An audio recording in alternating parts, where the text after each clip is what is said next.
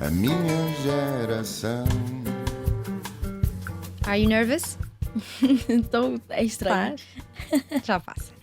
Este país também é para novos, na verdade, e em bom rigor, devemos estar perante a mais jovem convidada que já passou por este programa. Nasceu no Porto em 2002, vejam bem, nem conheceu o século XX. Tem apenas 20 anos, cresceu em Vila do Conde, lá estudou até ao fim do secundário, frequentando um mix de escolas públicas e privadas. Quando chegou à altura de escolher uma área profissional, deparou-se com a primeira grande dúvida existencial: economia ou gestão? A indecisão durou até encontrar um curso na Dinamarca que misturava as duas áreas. Impulsionada pelo pai, publicitário e aventureiro, sempre teve o bichinho de estudar para fora e assim foi. Depois do curso passou por breves experiências profissionais, do mercado hoteleiro ao mercado de produtos para o cabelo. Foi uma das primeiras 20 trabalhadoras da Whistleblower Software, que hoje caminha para os 100 funcionários. Começou por trabalhar em vendas e depois de ser promovida 2 vezes por todo o empenho demonstrado, é a atual responsável da empresa para o mercado português, com uma equipa de 7 pessoas a operar em Portugal. Está a aprender à velocidade da luz sobre liderança, falar em público ou empreendedorismo. Francisca Costa, muito bem-vinda. Obrigada. Vais agora aprender a falar para o microfone. É a tua primeira vez. É a minha primeira É a tua vez. primeira vez. Já Olha, fiz por telemóvel, o som foi um sim. bocadinho estranho, mas E agora ainda vai correr melhor. Há mais saudades da Vila do Conde ou da Dinamarca neste momento? eu acho que é mixed feelings. Nós queremos sempre o que não temos, não é? E quando eu estou lá, eu quero muito vir para Portugal, porque a Dinamarca tem muitas coisas boas, mas depois no inverno o sol põe-se às 4 da tarde e nós ficamos assim um bocadinho de fogo. Quero ir ver um filme com os meus amigos ou quero ir a algum lado. E quando estou em Portugal, tenho muitas saudades da Dinamarca por muitas coisas muito pequeninas, e a Dinamarca é um país incrível. E saudades de uma ida para o Brasil, que nunca aconteceu? Também acontece ter saudades do que nunca aconteceu? Eu acho que no início foi uma escolha muito difícil, mas estou muito feliz com a minha decisão. E por acaso eu prometi-me a mim mesma que ia lá para passar 10 dias, só para saber o que é que aquilo era. Podia ser 6 meses, mas foi 10 dias para perceber como é que aquilo era, e acho que deu para matar a Como é que curiosidade. saíste dessa encruzilhada, dessa mais uma indecisão quase existencial, mais uma vez? Sim, eu acho que eu na altura fiquei super. Acho que me deparei com uma das decisões mais difíceis de sempre para tomar, e então eu queria muito ouvir pessoas que estavam acima de mim, no sentido em que pessoas que alcançaram o que eu quero alcançar e as ambições que eu tenho. Então eu tenho o meu pai muito como uma referência, então perguntei a amigos do meu pai que passaram por uma carreira profissional muito, muito alargada, e aconselhei-me junto deles. E eles, quando o meu pai foi. O que é que tinhas dos dois lados da bifurcação? Ou seja, eu tenho muitas ambições, e ir para a Dinamarca foi um bocadinho do caminho dessa construção, e tinha estar num projeto incrível, que era na Whistleblower. Nós estávamos naquele momento, era aquele momento de crescimento, e nós estávamos todos super felizes e com muitas coisas em cima da mesa. E depois era o Brasil, que era também uma das minhas grandes paixões, e com a minha melhor amiga, e nós íamos para o Brasil, para uma cidade incrível, para uma universidade incrível, já tínhamos casa, já estávamos a imaginar. Continuarias a trabalhar na Whistleblower à distância, não era? Sim, só que a part-time, e acho que isso também poderia ficar um bocadinho, ou seja, estava no Brasil, mas se calhar não estava a aproveitar tanto por continuar na Whistleblower. Sim. Era tentar agarrar as duas coisas e se calhar no fundo não conseguir aproveitar nenhuma a 100%. Então ficou adiado o Brasil. Ficou adiado. Percebo bem essa dor, porque também gostava de ir para lá uma temporada. Olha, em apenas um ano tornaste-te uma verdadeira especialista em whistleblowing, por isso eu tenho de aproveitar todos os teus conhecimentos e começar por perguntar já o que é.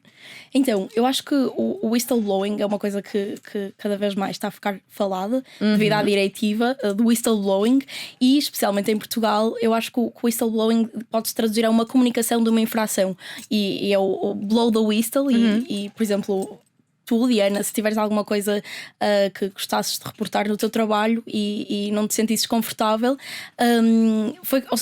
essencialmente foi criada a diretiva do whistleblowing para proteger pessoas que necessitem de comunicar uma infração, um mal-estar no trabalho, e sentirem-se protegidas com isso, porque antes, e sabemos muitos casos de pessoas que reportam essas infrações e às vezes não o fazem por medo de retaliação ou por medo que o patrão depois não o promova ou outro tipo. Sim, e achas que esta diretiva é suficiente?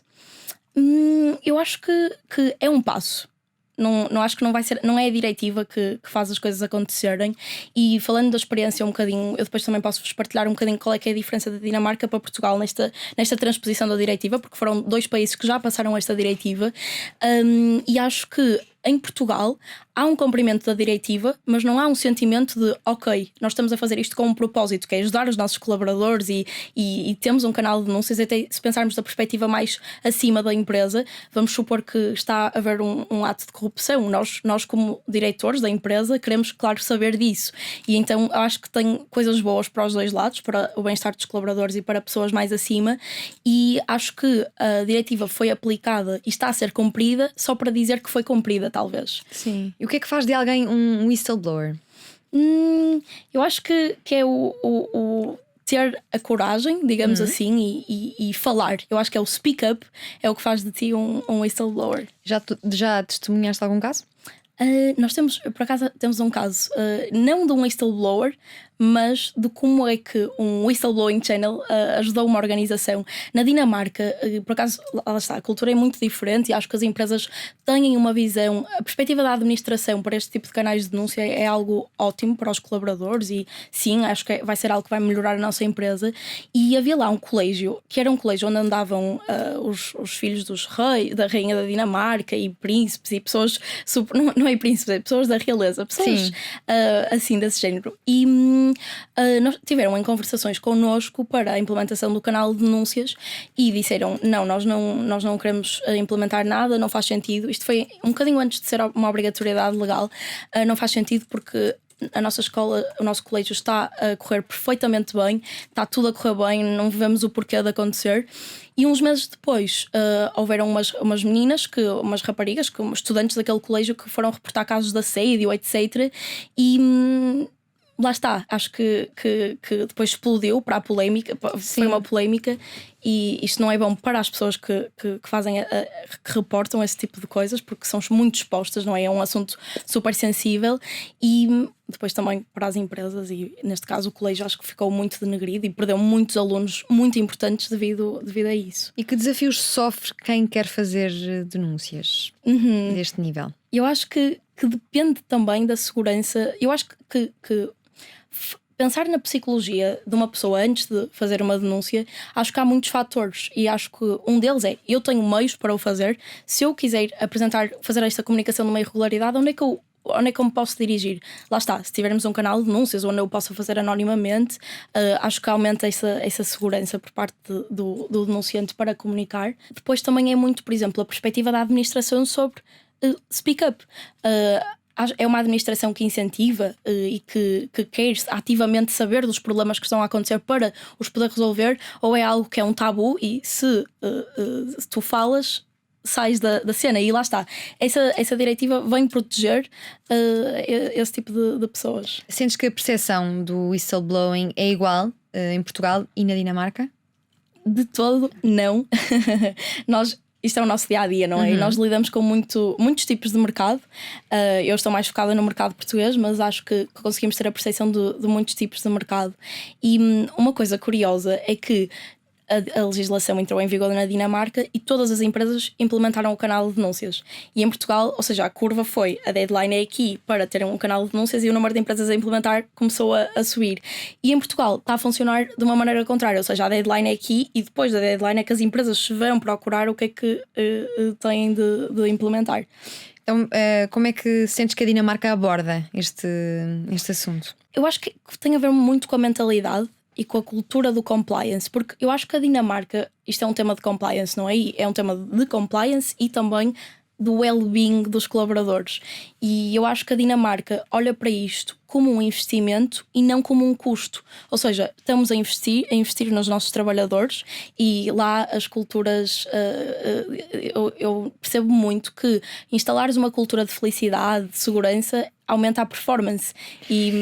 Sim, e temos muito a aprender, não é? Com a Dinamarca, desde logo com horas extra, por exemplo, pagas, não é? Exato. E com respeito pelo tempo livre dos trabalhadores. Quais é que são os desafios específicos das empresas e instituições? Eu diria que primeiro é perceber um bocadinho o que é que se está a passar. Ou seja, o que é que vamos ter de fazer, como é que podemos cumprir com esta legislação e em que medida é que esta legislação nos vai apoiar, nós como empresa, e aos nossos colaboradores. Não sei, as empresas em Portugal, isto também pode ser uma questão de a legislação ter sido, houve um postpone, digamos assim, da instalação da autoridade fiscalizadora, e então as empresas sentiram-se um pouco confortáveis com isso e ok, ainda não temos uma entidade fiscalizadora, por isso vamos deixar este tema andar um bocadinho. Então sinto que esse está a ser o maior desafio. E os dilemas éticos com que as empresas têm de lidar nestes casos? Nós por acaso, temos uma estatística interessante sobre isso e nós fazemos muitos eventos com empresas em Portugal e outros prestadores de serviço neste âmbito, e claro que a pergunta mais procurada e mais questionada é: houve uma explosão de denúncias quando a sua empresa implementou o canal de denúncias e agora vocês têm um canal de denúncias, vão começar a explodir denúncias? E a resposta é muito que não, porque uma denúncia, há questões que, por exemplo, um colaborador vai fazer uma reclamação, por exemplo, o meu salário não foi pago a tempo, e acho que esse tipo de questões pode ser algo a abordar com um manager ou com outra pessoa responsável por isso. E então, se calhar, neste início, como ainda está a haver uma educação do que é este tipo de canais de denúncia, pode haver mais denúncias desse tipo do que propriamente assédio ou outras questões. Como é que o vosso software ultrapassa os desafios que já foste aqui mencionando? Então, primeiro, eu acho que uma coisa importante é que nós focamos muito em segurança e todas as questões de segurança da plataforma são públicas. E eu acho que segurança de informação, isto é um tema super sensível. Estes são dados muito sensíveis e é um tema muito, muito, muito sensível. E acho que não é só ter uma certificação de segurança, etc., mas é fazer durante todo o processo de entrega da denúncia que o denunciante se sinta 100% seguro. E, por exemplo, uma coisa muito interessante é que no canal de denúncias, vamos supor que há 2 pessoas que vão receber, foram nomeados pela organização, que vão ficar a receber as denúncias. E muitas vezes as empresas, as pessoas que querem comunicar este tipo de infração, têm um problema e vão comunicar e não sabem a quem é que estão a comunicar e não sabem para onde é que aquilo vai, como é que aquilo vai ser tratado, etc. E por acaso é interessante que na plataforma, por exemplo, vamos supor que é o Pedro e o José, são 2 pessoas que vão receber as denúncias internamente, e vamos supor que eu quero fazer uma denúncia sobre o Pedro. Eu preencho todos os passos. Por exemplo, se quiser fazer uma denúncia oral, a voz do denunciante é distorcida para também manter o anonimato. Sim. Nesse sentido. E se eu quiser fazer, lá está, a denúncia sobre o José, eu posso ter essa transparência de ver quem é que vão ser os meus gestores de caso e de selecionar o José para garantir que eu estou a acusá-lo e ele não vai receber. Sim, e tens casos de sucesso para mostrar, para contar? Eu acho que em Portugal ainda é um tema muito recente. Eu acho que ainda não existe assim, se calhar daqui a uns anos pode haver um denunciante que venha speak up sobre o que aconteceu. Nós não temos acesso aos dados. Acho que isso é uma coisa também importante. Ou seja, nós não sabemos, nós ajudamos e transmitimos ou seja, damos uma ferramenta para que as empresas o possam aplicar de forma correta, mas nós não temos qualquer tipo de acesso aos casos que estão na plataforma. Mas acho que essa escola que falei anteriormente pode ser um caso de sucesso. E também no mundo empresarial é muito. Há empresas agora que, para fazeres ou seja, como fornecedor, tens que ter o check de que tens um canal de denúncias. Ou seja, isto está a começar a ser um requisito. Sim. Também de ética entre as empresas e entre colaborações de negócios. Para quem nos está a ouvir, a privacidade dos envolvidos é sempre assegurada? De que forma? Sim, ou seja, primeiro tem a questão do anonimato e depois a comunicação do denunciante quando ele é anónimo, é gerada uma password com toda a segurança e o denunciante pode se comunicar através dessa password. Depois, não há qualquer tipo de tracking do endereço IP do denunciante. Ou seja, se eu estou na minha casa e vou entregar uma denúncia, se eu tiver acesso ao endereço IP do denunciante, eu sei onde é que é a casa dele, vou aos meus ficheiros dos colaboradores, vejo a morada e já sei automaticamente quem é que é o denunciante. Sim. Então acho que há uma estrutura muito grande que foi pensada. E outra questão interessante é também a remoção dos metadados. Ou seja, se eu colocar, por exemplo, eu sou anónimo, tenho a palavra passe, tenho todas essas questões, e muitas vezes as denúncias podem vir acompanhadas de provas, por exemplo, uma fotografia, e eu quero acompanhar a minha denúncia com uma fotografia, por exemplo, eu posso carregar a fotografia na plataforma e os metadados dessa fotografia são eliminados também para que não chegue ao denunciante através desses metadados. E olha, Francisca, alguém se pode aproveitar e fazer denúncias falsas? Sim, isso é ou seja, isto foi um sim, não no sentido negativo, porque vai acontecer, ou seja, o canal deve ser aberto a toda a gente, ou seja, deve estar publicado num sítio onde toda a gente o possa aceder. E claro que pode haver alguém lá de má fé que vá realizar uma denúncia falsa.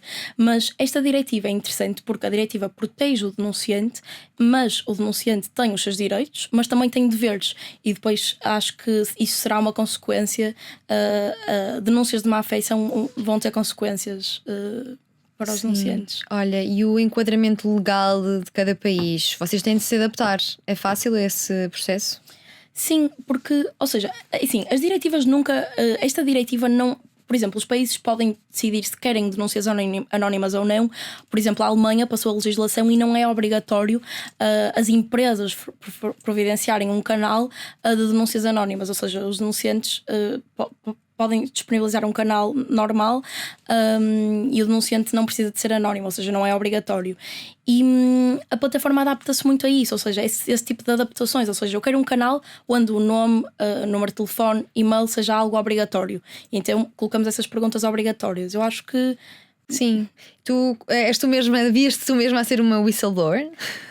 Olha, se calhar por trabalhar na Dinamarca ainda não, porque eu gosto tanto do ambiente lá e acho que ainda não há nada que eu queira reportar. Mas se eu quiser fazer, nós próprios também temos um canal de denúncias interno e algo que é divulgado internamente. E nós até temos na página, isto não é um texto, é um canal a sério, porque nós lidamos com o canal todos os dias e às vezes podemos confundir. Sim, e olha, como é que tu te posicionas em relação a alguém entrar no computador de outra pessoa em nome de um bem maior e talvez de uma questão de interesse público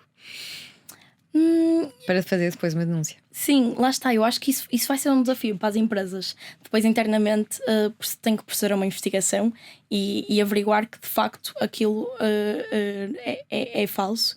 E acho que isso fica um desafio para lá das empresas, e as empresas têm que estar bem conscientes de como proceder nesse tipo de situações.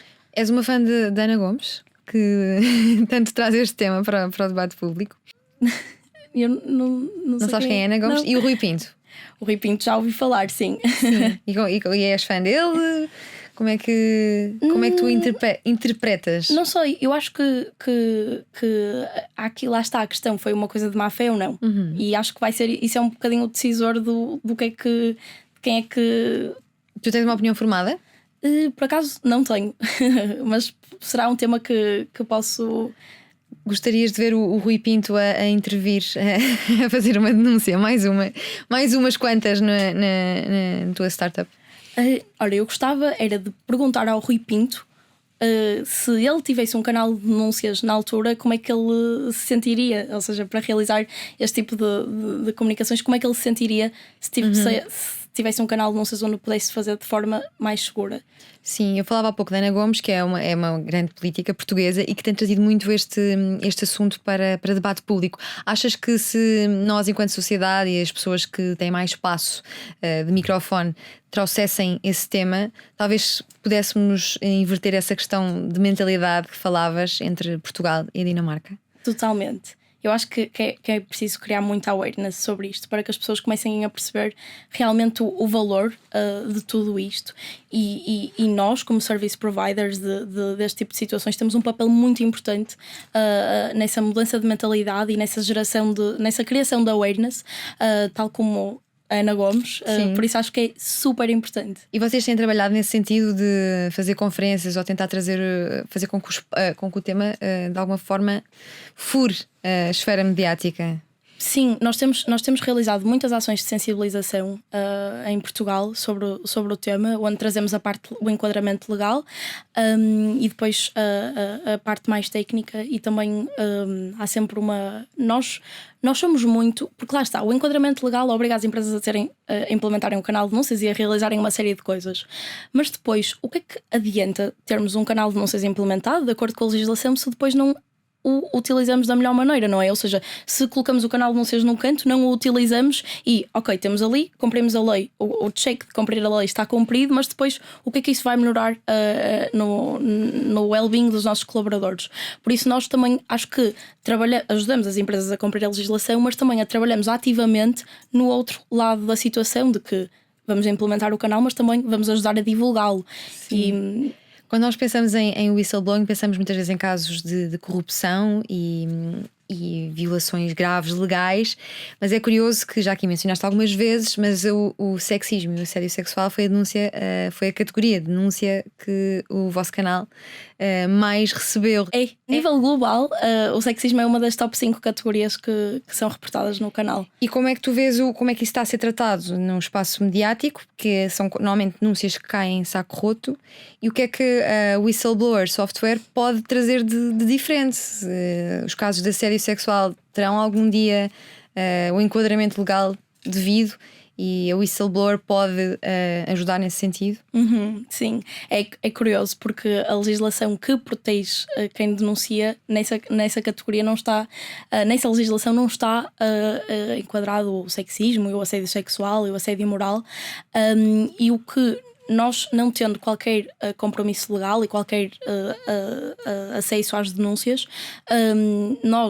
o nosso papel é muito de proteger o denunciante em nível de segurança técnica e ter um meio para o fazer, e também lá está, permitir que as empresas tenham um software seguro onde se possa abranger mais categorias do que aquelas que a legislação obriga. E o assédio sexual são categorias que muitas empresas têm vindo a abranger neste tipo de canal. Sim, outra notícia do Observador dava conta que a existência de canais de denúncia nas empresas e organismos públicos com mais de 50 trabalhadores é obrigatória desde junho, mas em Portugal, para a maioria das empresas, ainda é uma miragem. Vai continuar a ser assim durante muito tempo? Uma miragem? Eu acho que aos pouquinhos as empresas estão a começar a perceber do tema e a começar a perceber de que o que é que têm de fazer para fazer face a este tema, mas digamos que ainda é um caminho e ainda estamos no início desse caminho. E quais é que sentes que são as principais diferenças nestes últimos anos em relação ao whistleblowing? Esta legislação teve de ser criada por alguma razão e alguma coisa estava a correr mal. Sim. E então foi... Aqui em Portugal o caso mais paradigmático que nós temos é o Rui Pinto. Exato. Na Dinamarca, quais são os casos? Há casos paradigmáticos? Eu por acaso não estou muito eu não vejo notícias na Dinamarca. Eu não tenho televisão em casa, e se calhar se tivesse ajudaria-me a responder a esta questão. Mas lá está, por exemplo, esse colégio foi um desses casos onde começou a haver muitas questões de assédio e acho que esse é o que de momento eu conheço. E como é que sentes que as empresas, contrariando esta ideia de miragem, podem criar uma cultura que encoraje de facto os seus trabalhadores a fazer denúncias de forma eficiente? Eu acho que, lá está, um dos pontos importantes é essa perspectiva da administração sobre o tema, não é? E se é uma administração e que fomenta esta cultura na empresa ou não, porque eu acho que as administrações, se olhassem, não estou a generalizar, mas muitas delas, se olhassem para o tema como algo, ok, se eu implementar um canal de denúncias da minha empresa, eu vou ter acesso a coisas que estão a correr mal neste momento que eu não sabia, e isso pode ser algo, pode ser e é algo super relevante para eles, e acho que os colaboradores também têm um papel fundamental, ou seja, por exemplo, nós lidamos muitas vezes quando nós estamos a tratar da implementação do canal de denúncias, nós não estamos a lidar diretamente com a administração, são pessoas de recursos humanos, são pessoas de compliance, são pessoas do departamento legal que tratam deste tipo de questões. Então acho que há muitos colaboradores que fazem a diferença na cultura da empresa, e ao estarem a tratar tão bem deste tema, pode ser algo também que... E a imprensa, sentes que trata bem este tema? Sentes que os jornalistas estão informados e conseguem fazer pedagogia para que o público em geral entenda a importância? Sim, eu acho que a imprensa neste momento foca-se muito na legislação e não no outro lado do canal de denúncias, que é o bem-estar dos colaboradores e pronto, lá está, a permitirem ter este sítio seguro para comunicarem e blow the whistle, e acho que neste momento é algo muito focado na legislação, ou seja, as empresas têm que cumprir com esta legislação. Há o MENAC, há esta lei, há a opinião desta pessoa sobre este tema, sobre esta legislação, e se calhar se houvessem mais informações e mais artigos de ou casos reais ou de uma própria empresa a contar qual é que é o benefício de ter este canal e todas as outras questões, poderia ser algo relevante que... E achas que isto podia ser como muitos assuntos importantes, é começar a ir às escolas e falar desde cedo com jovens, com adolescentes, não diria crianças, talvez, não sei. Há bocado falámos no último episódio sobre programação para crianças, aprender desde cedo, desde o primeiro ano. Olha. Achas que podia ser um mecanismo eficaz de sensibilização para este assunto? Começar a entrar no nosso vocabulário em Portugal desde mais cedo? Sim, acho super que sim, porque os jovens vão ser depois a nova geração corporativa, não é? E acho que é muito interessante, porque acredito que muita gente começou a saber o que era o whistleblowing porque ouviu situações más e não pelo lado positivo, ou seja, sim, que bom, olha, nós é um tema que já está assegurado e é um tema que nós temos este canal, etc. E foi, olha, aconteceu aquele tema horrível e pronto, agora o denunciante foi exposto e a empresa foi exposta e como é que vamos resolver essa situação? Por isso acho que o contrário, sim, seria ótimo. Tem-vos chegado desafios específicos enfrentados por whistleblowers em áreas diferentes como saúde, finanças, o governo também? Vocês fazem assim uma espécie de... Podiam mandar um relatório cá para fora, um livro a explicar. Olha, nós não temos esse tipo de ação, mas nós temos Google Ads para algumas keywords no sentido do canal de denúncias. E então, se fores pesquisar na internet canal de denúncias ou whistleblowing, provavelmente a whistleblower software vai-te aparecer. E então, se tu és um denunciante e queres fazer uma denúncia, tu vais pesquisar no Google canal de denúncias ou algo desse género. E às vezes nós recebemos muitas chamadas de pessoas a fazerem-nos queixa, ou então mandam-nos um e-mail com esse tipo de queixas. Não são muito, não digamos que seja a corrupção nesta empresa, acho que são atos mais pequenos, pessoas que foram roubadas no OLX, ou que nós uma vez tivemos uma engraçada sobre a máquina de sumos de um supermercado e pronto, acho que não são muito algo de uma maior dimensão, mas percebe-se que as pessoas querem se comunicar e não sabem onde o fazer. Sim, e Francisca, de que forma é que o whistleblowing pode afetar a reputação de uma empresa e também as suas relações com os stakeholders? Gostas daqui de introduzir palavras em inglês? Introduzir agora também uma. Boa.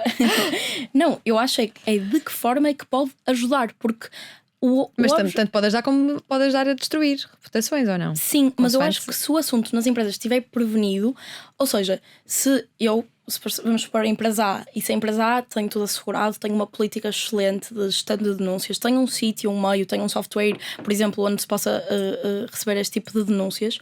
E o objetivo destes canais de denúncias é mesmo para o assunto não ir para fora, ou seja, é dar a permissão às empresas para o resolverem internamente e não que se torne uma polémica. Vamos supor, um whistleblower vai ao canal, entrega uma denúncia, a empresa recebe-a da melhor maneira, trata da denúncia, toma as medidas corretivas, envia um feedback ao whistleblower sobre isso e o tema pode ficar bem resolvido ali, sem que seja preciso o whistleblower não estar a ter uma boa resposta, não estar a conseguir denunciar e a resolver o problema e a ter que ir à imprensa para o fazer. Ou seja, eu acho que ter um canal de denúncias e o whistleblowing é algo que as empresas devem olhar para isto como um benefício e não como algo mau.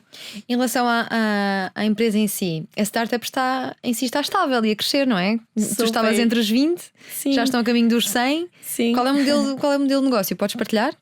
Então, eu acho que há muitas coisas boas que nós temos vindo a ver ao longo do tempo. Eu acho que, ou seja, eu já estou lá na Whistleblower Software há cerca de 1 ano e 4 meses e acho que cada semana são novos desafios e são coisas completamente diferentes que têm acontecido.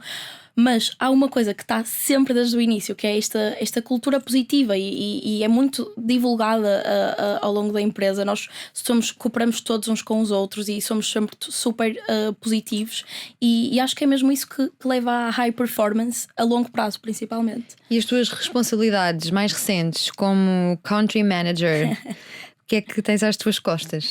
Sim, eu acho que neste momento eu estou a aprender muito, todos os dias é uma nova aprendizagem para mim nesta posição e acho que lá está, temos muitas relações com parceiros, com clientes, com o crescimento da empresa e também uma equipa. E eu acho que aprender a gerir uma equipa e a garantir que a nossa equipa está a ter performance e que toda a gente está feliz e que estamos a crescer e que estamos todos bem, acho que é o maior desafio e o mais gratificante neste momento. E tu tens apenas 20 anos. Sentes alguma dificuldade em conseguires aquela, entre aspas, autoridade que é preciso ter ao respeito de pessoas, muitas vezes, imagino, eu mais velhas do que tu a trabalhar nessa empresa, certo? Sim, por acaso nós temos uma idade média muito jovem na Whistleblower e acho que é uma surpresa porque nós estamos a trabalhar na Dinamarca, mas estamos a trabalhar para uma cultura portuguesa, ou seja, nós estamos a atuar no mercado português e temos nas nossas costas uma cultura incrível e que nos encoraja muito. A equipa em Portugal é relativamente jovem e sim, lá está, eu acho que é esta surpresa de às vezes entro numa reunião e com quem é que eu estou a reunir, ou seja, às vezes acontecem situações em que acho que há esse espanto e não ser levada tão a sério, mas eu acho que... Por ser jovens e por ser jovem mulher? Acho que sim. Eu acho que é uma mistura dos dois, não é? Ou seja, ter 20 anos e eu acho que ainda parece que tenho menos do que 20 anos. Eu no outro dia no outro dia, e muitas vezes eu digo a minha idade às pessoas e elas ficam espantadas. 20? Pensava que tinhas 17, por isso eu acho que esta parte também não ajuda muito. Mas uma coisa muito curiosa, e que foi um dos fundadores da empresa que tivemos a falar no outro dia sobre esta questão, nós viemos recentemente a Portugal a uma viagem com a empresa e estávamos a decidir quem é que vinha a Portugal. E eu, ok, então vamos a Portugal, se calhar vou eu e alguém acima de mim, um dos managers ou um dos diretores da empresa, e um dos fundadores disse: não, se nós tivermos sempre a mandar homens de gravata, não estamos a contribuir para uma mudança de mentalidade. Ou seja, fui eu e uma colega minha que tem mais ou menos a minha idade e lá está, acho que é isso, é o nós estarmos a contribuir para essa mudança de mentalidades. E sentes que isso também contribuiu de alguma forma, a Whistleblower querer também contribuir para essa mudança de mentalidades e pôr à frente do barco em Portugal uma mulher jovem? Sentes que isso pode ter influenciado? Eu acho que lá não há essa. Claro que há, porque nós partilhamos muito com eles, mas eu acho que lá é tão normal que não é algo. Ok, nós estamos a mudar a mentalidade do mercado português. Digo isto, sim. Eles, quem está. Sim, mas tu entras na Whistleblower e vinhas, entre aspas, virgem do que era o whistleblowing e começas. Como é que, em primeiro lugar, como é que descobres a empresa e como é que foi o teu percurso?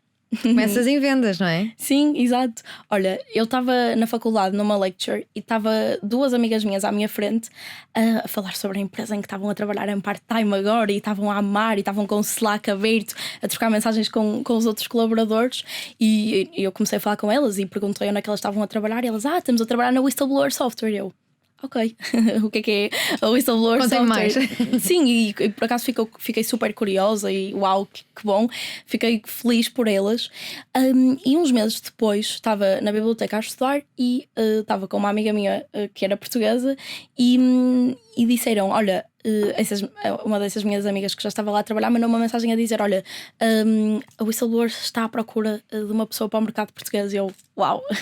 Então acho que decidi candidatar-me sem qualquer tipo de expectativas, porque eu estava mesmo bem naquela altura na Dinamarca.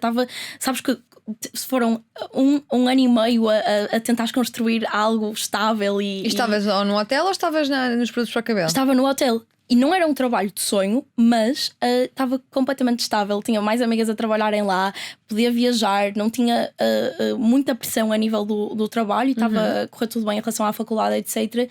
E decidi candidatar-me só numa de ok, vou ver e vamos ver no que é que dá. E ambiente de startup, as coisas funcionam super rápido e fui logo chamada para uma entrevista no dia a seguir, porque acho que foi mesmo uma necessidade. Alguém precisava mesmo de alguém liderar, sim. Exato. E a economia e a gestão ajudaram-te aí nesse processo a entrar em bom na empresa? Sim, eu acho, assim, eu ainda estava a tirar a licenciatura e eu acho que foi um bocadinho ao contrário. Eu acho que o facto de estar na empresa ajudou-me na minha licenciatura, ou seja, eu às vezes ia às lectures e ouvia coisas que não fazia a mínima ideia do que era. Chegava a casa, estudava, ok, consigo passar no exame, estudei isto, eu sei o que é um CRM System, porque é o sistema que gera relações com clientes. Só que quando tu estás no trabalho e começas a aplicar e a usar um CRM System, tu aí já consegues ter uma produtividade muito maior na faculdade e realmente percebes o porquê de tu estares a utilizar aquilo. E a Dinamarca fomenta muito as student jobs, ou seja, tu acompanhares uma licenciatura com um trabalho. Os estudos na Dinamarca são gratuitos, ou seja, financiados a 100% pelos contribuintes. Este visto de valor nesse modelo? Claro, sim. E acho que tudo funciona muito bem lá. Os estudos são gratuitos e há um subsídio que se chama ACU e incentiva os estudantes internacionais. Os dinamarqueses têm o ACU sem precisarem de trabalhar, ou seja, é algo para que eles consigam se tornar financeiramente independentes mal comecem os estudos, e não é da faculdade, é já os estudos no ensino secundário. E para estudantes internacionais, ok, eles precisam trabalhar de 10 a 12 horas por semana, e está um total de 44 horas mensais, mais ou menos, e conseguimos receber um subsídio e o nosso salário, ter as aprendizagens do trabalho e sermos financeiramente independentes. Achas que essa realidade podia ser aplicada a Portugal? Eu adorava, porque assim conseguíamos juntar o clima, estar perto da família e dos amigos com o outro lado da situação. Olha, e que outras diferenças culturais e de mentalidade notas entre a Dinamarca e Portugal? Imagino que sejam algumas. Sim, eu acho que poder ficar aqui o dia todo a falar sobre isso, mas vou falar de pequenas atitudes, porque acho que é o mais curioso, o mais curioso de lá.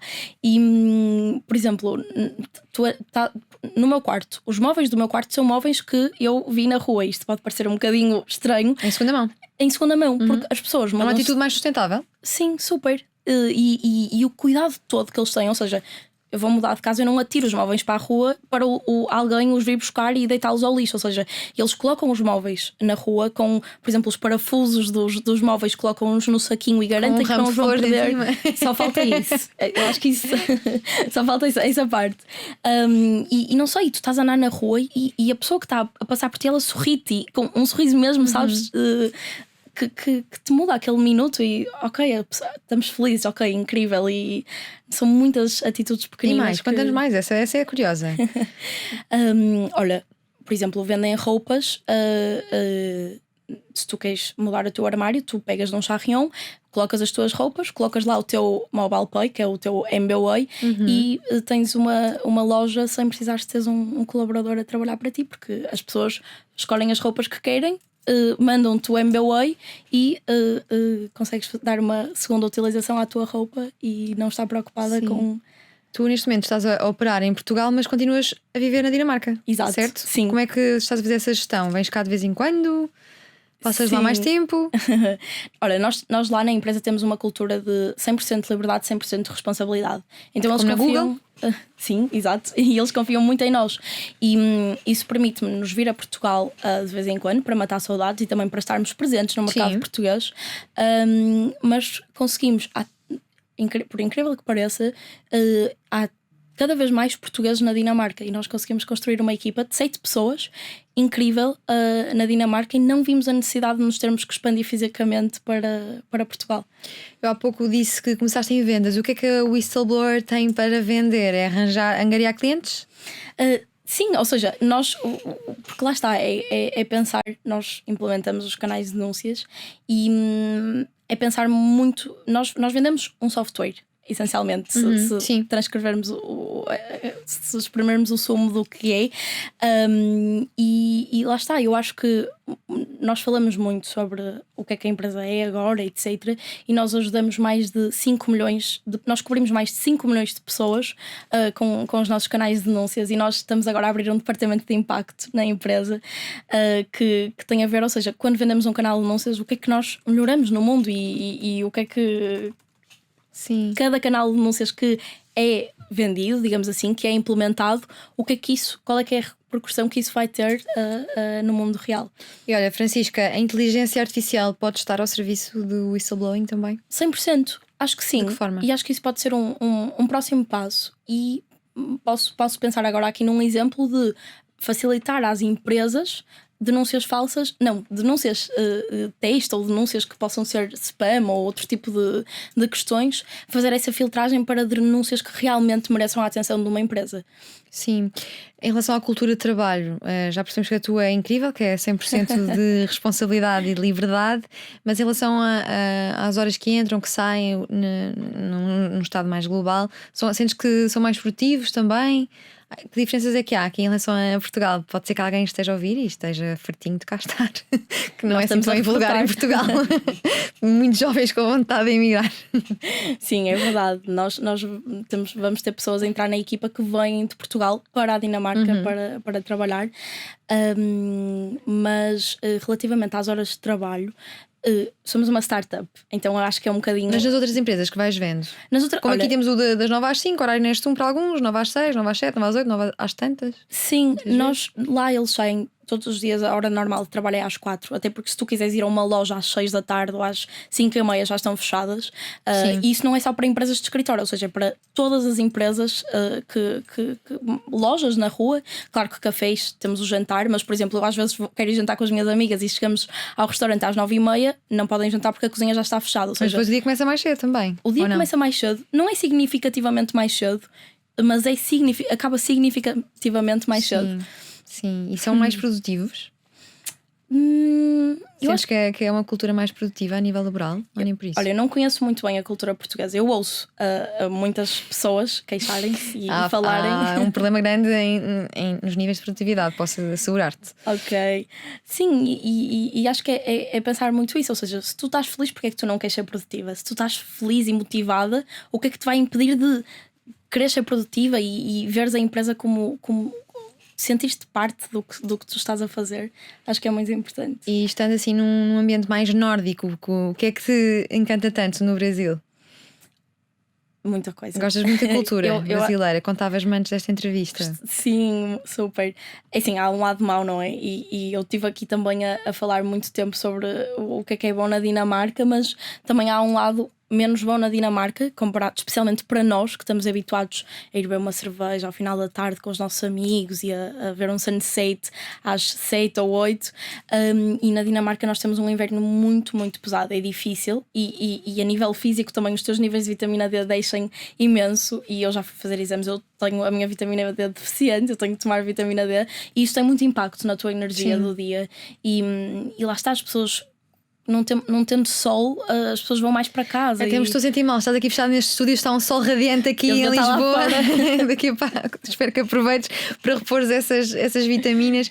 Olha, Francisca, sobre liderança, falar em público e empreendedorismo, o que é que tu tens aprendido à velocidade da luz? Tanta coisa. Falar em público estás mais do que aprovada. Isto é quase pior do que falar em público. Sim, é para um público muito grande, embora não pareça assim.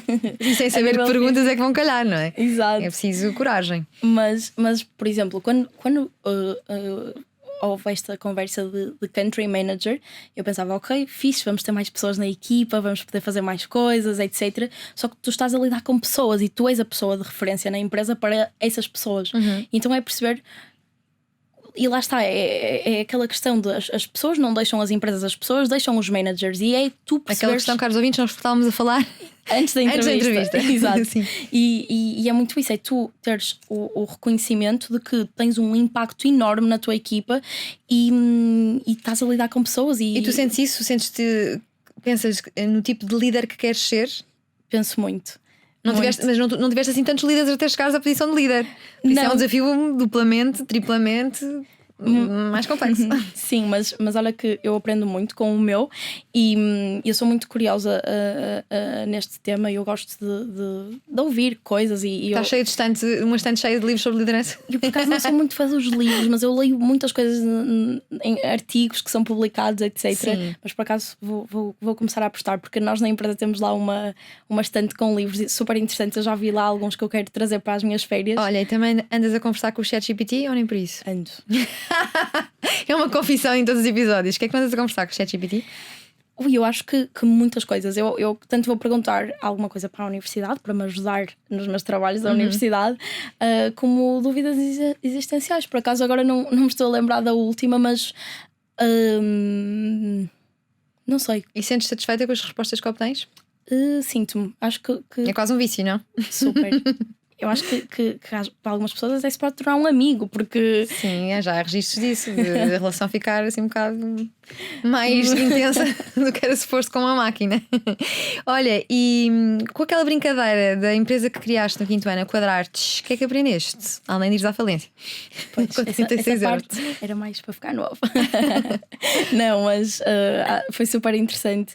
E eu acho que aí é que eu percebi que eu adoro empreendedorismo e gosto de fazer as coisas crescerem e ter alguma coisa, e como é que eu vou fazer multiplicar isto e como é que vamos crescer esta questão, e foi muito interessante, e eu e a Adriana Sim, isso vem mais dessa vontade de empreendedorismo, vem mais do lado do pai publicitário ou da mãe farmacêutica? do pai publicitário, eu acho. Mas a minha mãe também tem muito que se lhe diga aqui, porque a minha mãe é uma pessoa super eu não sei, a minha mãe era aquele tipo de pessoa que tirou farmácia e era super inteligente na faculdade, estudava muito, pesquisava muito, e acho que esse lado vem daí. Mas o lado mais de empreendedor acho que é o meu pai, porque ele impulsiona-me para muitas coisas e dá-me as ferramentas para eu ir, e a ida para a Dinamarca foi também uma delas. Ouviu o caro pai que está ali na regia a ouvir esta entrevista? No quinto ano de escolaridade decidiu abrir uma empresa de desenhos quadriculados nas folhas dos cadernos de matemática, fez 36 euros de lucro antes de ir à falência. Tinha 10 anos e já mostrava o lado criativo ao montar a Quadrartes com a amiga Adriana. Para si o mais importante são mesmo os amigos e a família, e aquilo que gosta mais de fazer é viajar. Apesar de sempre ter tido medo de andar de avião, mas medo a sério, ao ponto de ter ataques de pânico no ar. À conta disso, passou por muitas situações engraçadas e constrangedoras, onde as pessoas ficavam assustadas e sem saber o que fazer. Um pânico que a fez criar várias amizades a bordo. Praticou todo o tipo de desportos, natação, futebol, canoagem, hipismo, ténis, dança, mas não seguiu nenhuma destas modalidades. A modalidade que pretende continuar a seguir é a do whistleblowing, que desempenha um papel crucial na revelação de irregularidades, corrupção e violações éticas em empresas, governos e instituições. Agradecemos por isso à Francisca Costa por ajudar a expor práticas ilegais, promover a prestação de contas e proteger o interesse público ao encorajar denúncias e oferecer proteção aos denunciantes. E claro, por toda a transparência da última hora na Antena 3 e na RTP3.